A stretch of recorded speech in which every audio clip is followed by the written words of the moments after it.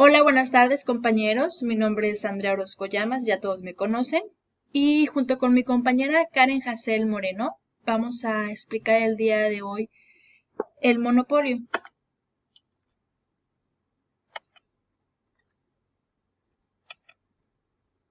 Bueno, revisamos dos autores muy interesantes que son Stiglitz y Koutsayanis. Y en primer orden, Stiglitz hace una definición muy polite de lo que es el monopolio. Él dice que la empresa cuando tiene un poder de mercado y es la única en una industria, tiene una gran cuota de mercado. A eso él le denomina monopolio. Por otra parte, cuando existen unas cuantas empresas en el mercado, se le denomina oligopolio. Estas empresas pueden producir un bien distinto y además tienen una curva de demanda negativa. Los economistas llaman competencia monopolística a este tipo de situaciones donde las empresas tienen cierto poder del mercado. Bueno, todos sabemos que en la economía de mercado la situación perfecta o ideal sería que cada empresa sea tan pequeña que crea que no puede hacer nada para influir en los precios. Por otra parte,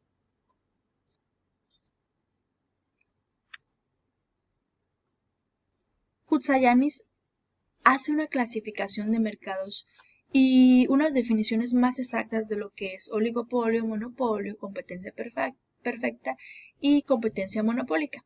Él va más a profundidad. Bueno, Koutsayanis nos comenta que la competencia perfecta es cuando existe un gran número de empresas que operan en la industria y el producto es homogéneo.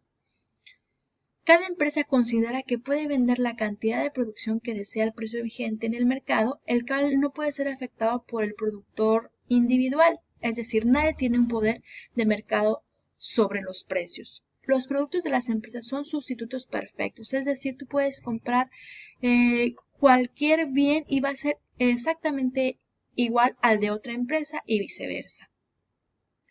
De manera que la elasticidad con respecto al precio de la curva de demanda de cada empresa es infinita.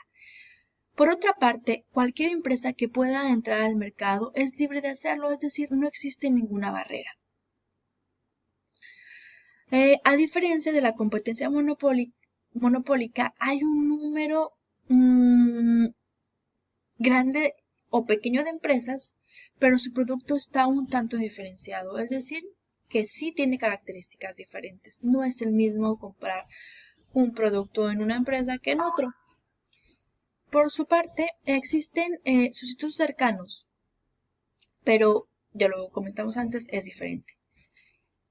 Por su parte, la competencia es un poco dura porque es muy difícil de entrar a la industria, es decir, no es la entrada, pues no es libre ni fácil. Por otra parte, hablando acerca de la definición del oligopolio, Koutsayanis nos comenta que existe un número pequeño de empresas, de manera que los vendedores son conscientes de su interdependencia entre sí. Es como si fueran una cadena de producción, ¿no? Y saben que se necesitan unos a otros.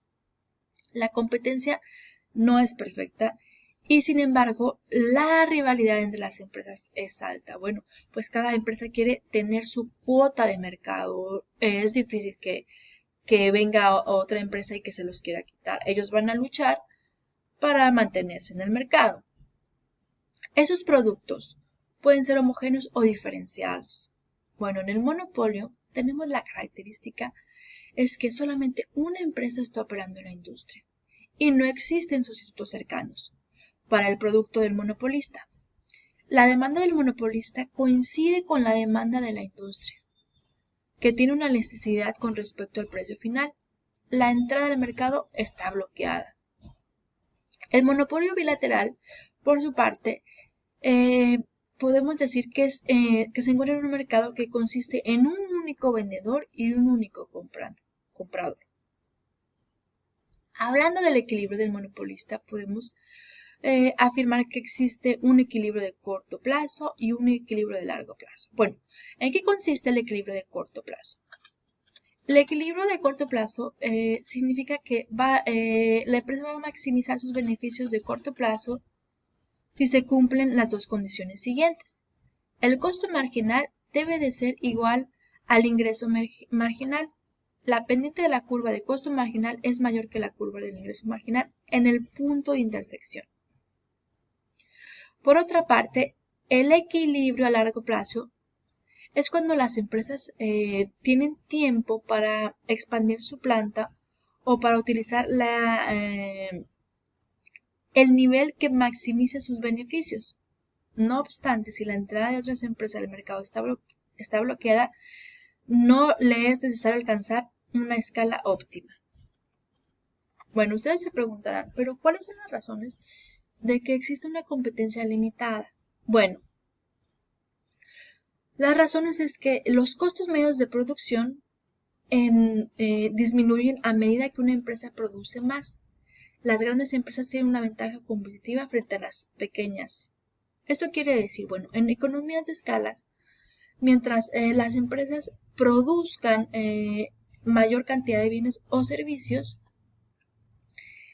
el costo medio se va a disminuir, ¿no? Entonces, pues una empresa le es más barato producir una mayor cantidad que una pequeña cantidad. Entonces, una empresa que sea pequeña contra estas grandes empresas va a tener una ventaja reducida, ¿no? ¿Por qué? Porque apenas van empezando, tienen pocos clientes y su cantidad de producción es minúscula. Entonces, tiene que ver todo en relación a los costos medios de producción. Bueno, otra razón de por qué la competencia es limitada es por el monopolio natural. En estos casos, y son casos muy específicos como la producción de gas, la producción de electricidad, la proveeduría de agua, son situaciones muy específicas en las que únicamente en esas situaciones es más barato que una sola empresa lo produzca todo en referencia a los costos enterrados, que ya lo vamos a explicar más adelante. Bueno, en este caso, y solamente en este caso, existe una mayor eficiencia en que unas cuantas o solo una empresa lo produzca todo. Bueno, por otra parte, otra razón de que la competencia es limitada son los costos de transacción. Los costos de transacción en cuanto al transporte. Y esos son altos. Y significa que los bienes que vende una empresa en lugar de otros no son sustitutos perfectos. Bueno, ya lo comentábamos antes. Una empresa pequeña va a enfrentar unos costos más altos que una empresa que tenga mayor producción. Y por lo tanto, los bienes no van a ser sustitutos. Por otra parte, hablamos de la información imperfecta. Cuando una empresa sube sus precios, se enfrenta a una curva de demanda dependiente negativa y esta empresa, por ser grande, realmente puede soportar si algunos clientes se le van, pero el resultado es que no todos los clientes, no va a perder a todos sus clientes. Entonces se puede dar el lujo pues de subir sus precios porque al final del día va a tener unos clientes que no van a poder dejar de comprarle. O que simplemente no saben que existe otras empresas que tienen un precio más bajo por la información imperfecta que se da en el mercado. Bueno, las empresas también pueden adoptar conductas estratégicas. Sabemos que existen empresas muy competitivas y muy voraces que pueden ser capaces de bajar sus precios, hacer un tipo de dumping, bajar sus precios unos 3, 4, 8 meses y soportarlo si ven que existe una empresa que va a entrar al mercado que es nueva. Entonces, para sacarla del mercado, pueden adoptar esas estrategias voraces y eliminatorias de competencia. Por otra parte, en ciertos casos existe una intervención del Estado porque para promover la innovación y dar como más incentivos a los innovadores, le concede patentes y derechos exclusivos. Esto sabemos que estas patentes y derechos exclusivos van a hacer que se limite la competencia de otras empresas que quieran entrar a ese mercado o a esa industria en específico, por lo que estas empresas van a tener una posición dominante. Bueno, con respecto a todo esto, sabemos que las empresas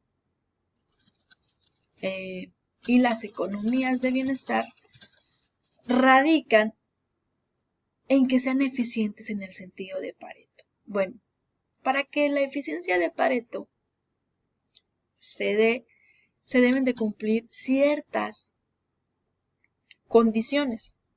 Y eso significa que las empresas y los hogares no puedan influir en el precio. O sea, esto es una relación pues de equidad, que ni la empresa pueda, ni que el cliente pueda influir en querer comprar un bien por debajo de su costo marginal. Bueno, entonces, tomando esa condición, debe de haber una cierta competencia y debe de haber eficiencia en el intercambio de la producción y en la combinación de productos. Bueno, aquí tenemos un esquema de cómo la competencia perfecta es diferente a la competencia imperfecta. Bueno, en competencia perfecta, las empresas van a fijar un nivel de producción en el sentido de Pareto, lo que va a producir que el precio sea igual al costo marginal de producción. Y dará como resultado que el beneficio marginal es igual al costo marginal. En competencia imperfecta, el ingreso marginal es igual al costo marginal, lo que dará como resultado que el ingreso marginal sea menor que el precio. Esto quiere decir que las empresas van a estar perdiendo al estar produciendo, porque su ingreso marginal va a ser menor a lo que ellos lo pueden vender en el mercado. Cuando una empresa vende una unidad más, percibe el precio de la unidad, pero para vender la unidad adicional debe de bajar el precio que cobra por esa y todas las anteriores. Esto es decir, no va a ser, no van a tener beneficios las empresas. La curva de demanda tiene pendiente negativa. O sea, la curva de demanda, sabemos que la curva de demanda de las empresas tiene una pendiente negativa. El ingreso obtenido por la venta de la unidad adicional es su precio menos el ingreso que se pierde porque el aumento de las ventas reduce el precio de todas las unidades. Es decir, no se comportan como economías de escala. Bueno, aquí tenemos la fijación monopolística del precio. Tenemos que en competencia perfecta, las empresas producen en el punto C, donde el coste marginal es igual al coste medio. Eso significa que existe una mayor cantidad. Si lo ven, es aquí en QC existe una mayor cantidad. En competencia imperfecta, resulta que las empresas producen a un precio mayor y a su vez se reduce la cantidad producida. Es decir, existe una pérdida en el excedente del consumidor. La producción del monopolio es inferior a la competitiva. Aquí está produciendo el monopolista. Aquella con la que los beneficios son nulos. Se produce una pérdida de bienestar. Bueno, la fijación monopolista de un precio afecta obviamente al excedente del consumidor. Sin embargo, en los casos del monopolio natural es diferente el comportamiento. Si hay un monopolio natural con unos costos medios decrecientes y con unos costos marginales inferiores a los costos medios, la competencia no es viable. Si una empresa cobrara un precio igual al coste marginal, como ocurriría en condiciones de competencia, experimentaría pérdidas, ya que el coste marginal es menor que los costes medios, como ya lo explicábamos antes. Una empresa le costaría más producir una unidad adicional y el